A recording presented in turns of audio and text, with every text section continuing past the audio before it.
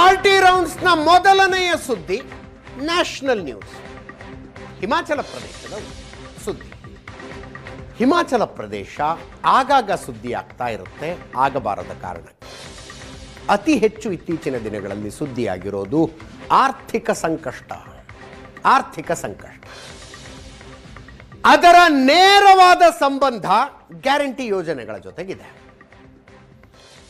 ಸರ್ಕಾರಿ ನೌಕರರಿಗೆ ಸಂಬಳ ಕೊಡೋದು ಕೂಡ ಕಷ್ಟ ಅನ್ನುವ ಹಂತಕ್ಕೆ ಹಿಮಾಚಲದ ಆರ್ಥಿಕತೆ ಬಂದು ತಲುಪಿದೆ. ಸ್ವತಃ ಮುಖ್ಯಮಂತ್ರಿಗಳೇ ಉಚಿತ ವಿದ್ಯುತ್ ಇನ್ನು ಮುಂದೆ ನಾನು ತಗೊಳ್ಳೋದಿಲ್ಲ, ನನ್ನ ಹೆಸರಿಗಿದ್ದ 6 ಕನೆಕ್ಷನ್ಗಳನ್ನು ಆ ಯೋಜನೆಯಿಂದ ಹೊರಗಡೆ ತರ್ತಿದ್ದೀನಿ ಅಂತ ಘೋಷಣೆ ಮಾಡಿದ್ರು.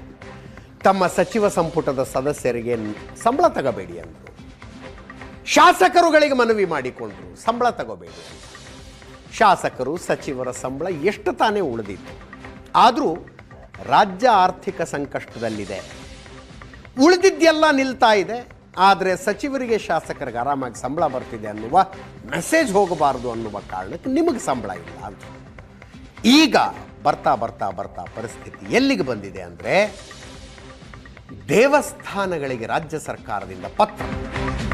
ಹುಂಡಿ ಕಾಸು ಎಷ್ಟಿದೆ ನಿಮ್ಮ ಹತ್ರ?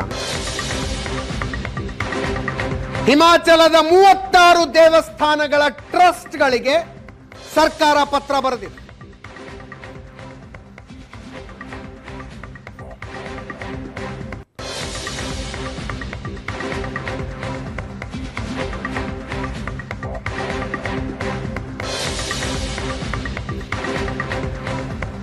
ಸುಖವಿಂದರ್ ಸಿಂಗ್ ಸುಖು,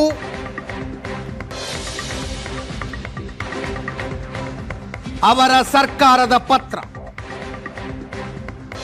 ಸುಖ ಆಶ್ರಯ, ಸುಖ ಶಿಕ್ಷಣ ಸ್ಕೀಮ್ಗಾಗಿ ದುಡ್ಡು ಕೊಡಿ ಅಂತ. ಜನವರಿ 29ನೇ ತಾರೀಖೇ ಈ ಪತ್ರ ಬರೆದಿದ್ದಾರೆ.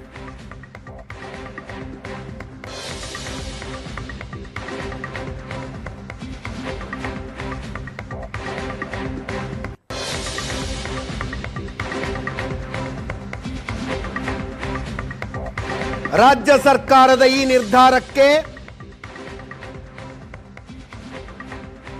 ಬಿಜೆಪಿ ಕಡು ವಿರೋಧ.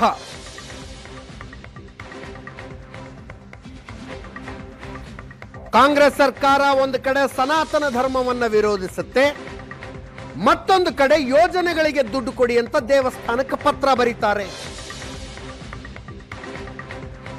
ದೇವಸ್ಥಾನಗಳಿಂದ ದುಡ್ಡು ಕಲೆಕ್ಟ್ ಮಾಡಬೇಕು ಅಂತ ಅಧಿಕಾರಿಗಳ ಮೇಲೆ ಒತ್ತಡ ಹಾಕಿದ್ದಾರೆ. ಹಿಂದ್ಯಾವ ಸರ್ಕಾರವೂ ಹಿಂಗೆ ಮಾಡಿರಲಿಲ್ಲ. ಇದು ದುರದೃಷ್ಟಕರ. ವಿಪಕ್ಷ ನಾಯಕ ಜೈರಾಮ್ ಠಾಕೂರ್ ಅವರ ಹೇಳಿಕೆ.